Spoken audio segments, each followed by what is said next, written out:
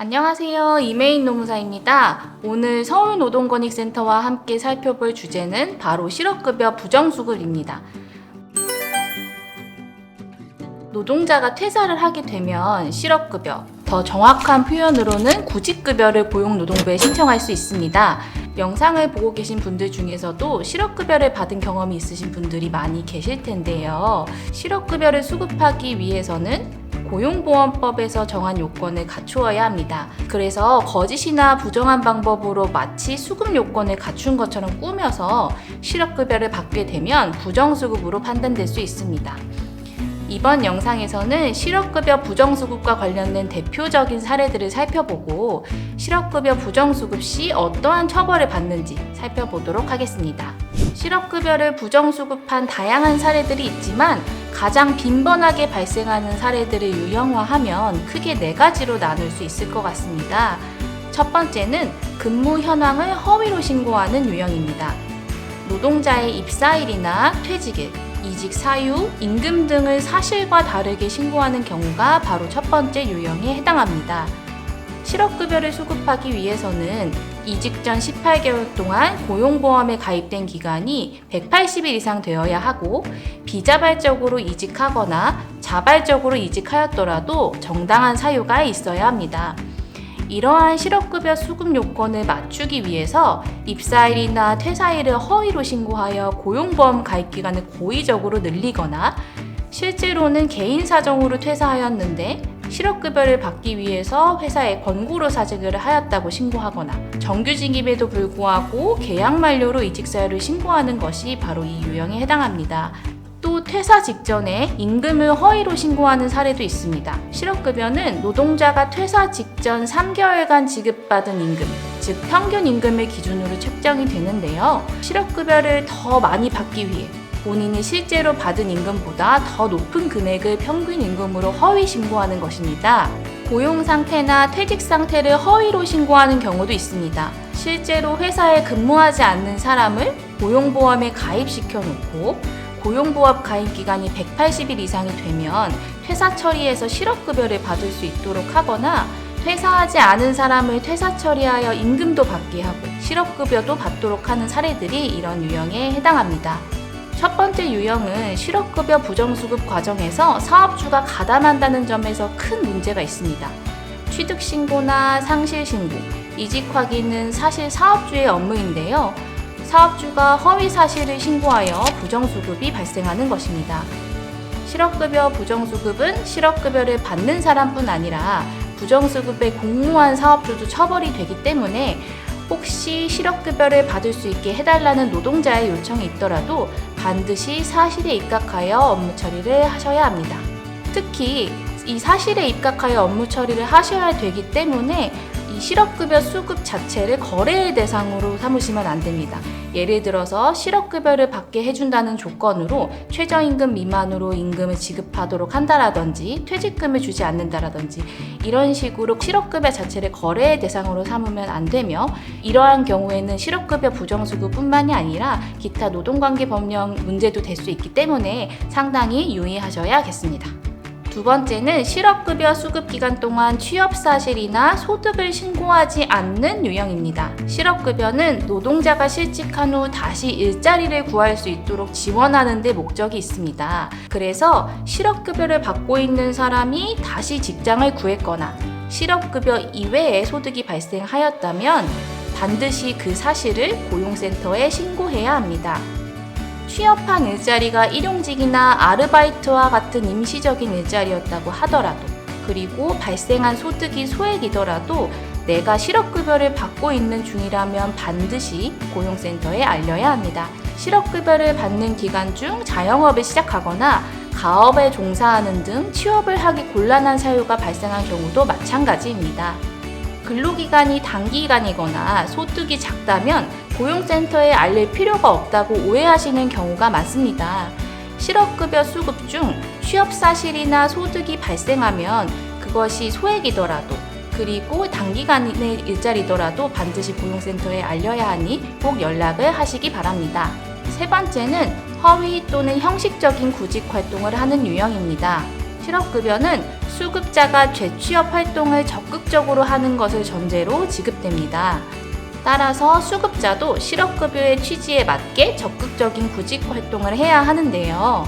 구직 활동을 제대로 하지 않거나 허위로 하면서 실업급여를 부정수급하는 사례도 있습니다.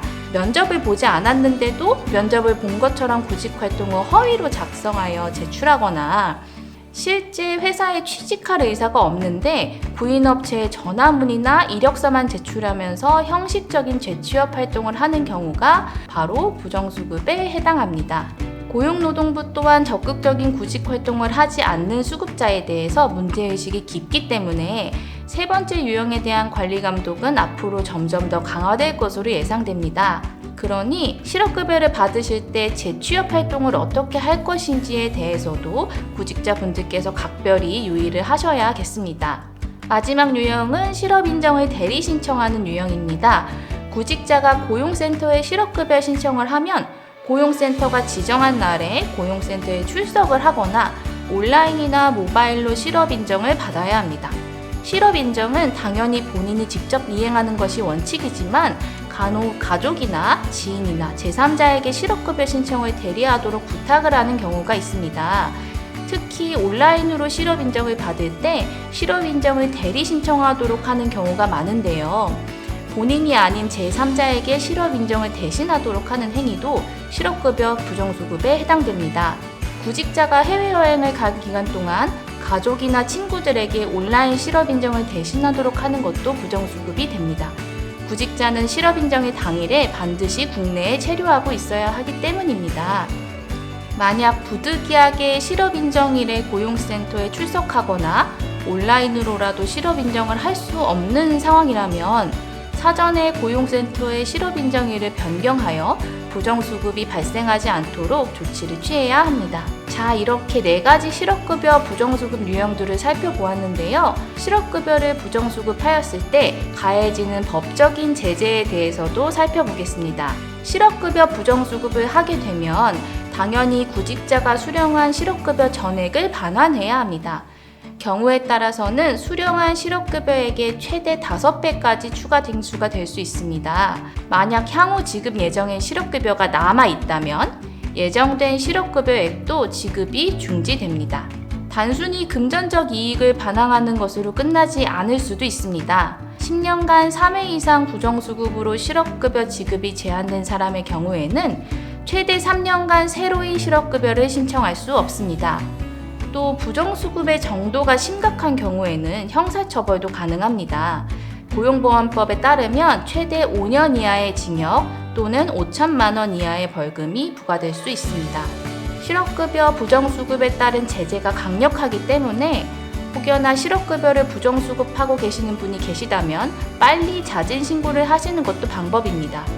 부정수급을 자진신고하는 경우 추가 징수 등을 면제받을 수 있기 때문이에요. 또 부정수급 사실을 알고 계시는 분들이 계시다면 고용센터에 부정수급을 제보하실 수 있습니다. 부정수급을 제보한 사람은 1인당 최대 500만 원의 포상금을 받을 수 있고 또 부정수급 사례가 사업주가 부정수급에 공모한 것이라면 포상금액은 최대 5천만 원입니다. 그런데 여러분들께서도 이제 실업급여 부정수급은 당연히 하면 안 되지만 부정수급을 하지 않았는데 오해가 생겨서 부정수급을 하는 것처럼 고용센터로부터 통보를 받은 경우가 있습니다. 이러한 경우에도 여러분께서 대응하실 수 있는 방안이 있는데요. 만약에 내가 실업급여 부정수급 처분을 받았을 때 이에 대한 이의 신청이 있다고 하면 그 처분을 받은 날로부터 90일 이내에 고용보험 심사관에게 실업급여 부정수급에 대한 심사를 청구할 수 있고 심사 결과에 대해서 불복하는 경우에는 고용보험 심사위원회에 또다시 처분이 있음을 안 날로부터 90일 이내에 재심사 청구를 할 수 있습니다. 만약에 재심사 청구를 하였음에도 불구하고 그 결과에 만족스럽지 못하다면 행정소송을 제기하는 것 또한 가능합니다. 네, 이렇게 부정수급 처분을 받으시면 심사, 재심사, 행정소송 같은 법적인 절차를 통해서 이의 신청을 하실 수 있는데요. 실제 이의 신청이 이루어진 사례를 살펴보면 이러한 것들도 있습니다. 퇴사한 노동자가 퇴사한 회사에 잠깐 식사를 하러 놀러 갔었는데 추후 고용센터에서 부정수급을 모니터링하는 과정에서 옛날 회사에 간 기지국 이력이 있으니까 이것이 이제 실제로 취업한 것이다 라고 하면서 부정수급 처분을 한 사례가 있는데요. 이 사례와 같이 단순한 오해에서 비롯돼서 부정수급 처분을 받으시는 경우도 있을 겁니다. 이런 경우에는 본인이 실제로 겪으신 그 사실대로 심사, 재심사, 행정소송 과정에서 진술을 하시면 되겠습니다. 이렇게 법적인 절차를 통해서 소명을 하시는 경우 부정수급 사실 자체가 부인이 될 수도 있고요.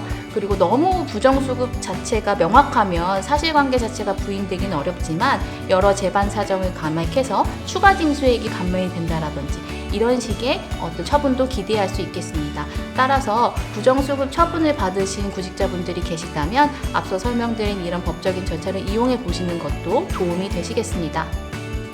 오늘은 실업급여 부정수급의 여러 가지 사례와 부정수급이라고 인정되었을 때 받을 불이익에 대해서 알아보았습니다. 실업급여 부정수급과 관련된 추가적인 문의사항이 있다면 서울노동건의센터로 문의 주시기 바라겠고요. 오늘도 영상을 시청해 주신 여러분 감사합니다.